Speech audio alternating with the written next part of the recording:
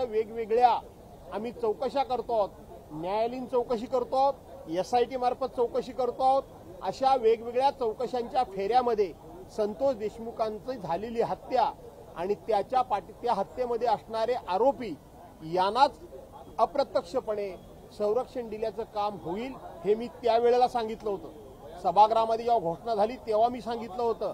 आणि म्हणून आताही आपण जर बघत असाल तर कोणीतरी दुसरा एखादा आरोपी असेल तर त्याच्या घराची मोडतोड केली जाते, त्याच्या घरावर बुलडोजर फिरवले जात आहेत.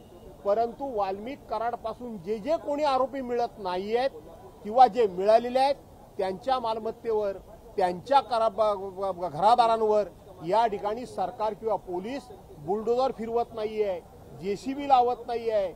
याचा अर्थ संतोष देशमुखांची हत्या हे सरकारच्या दृष्टीनं खूप मोठी गंभीर घटना आहे असं सरकारच्या दृष्टीनं वाटत नाही, सरकार मानत नाही. हे त्याचं कारण. जाधव साहेब, शेवटचे 6 दिवस राहिलेले आहेत अधिवेशनाचे, पण अद्यापही विरोधी पक्षनेता सभागृहातला समोर आलेला नाही. काय तुम्ही पत्रव्यवहार झालेला आहे आणि अध्यक्षांकडून काय उत्तर आले?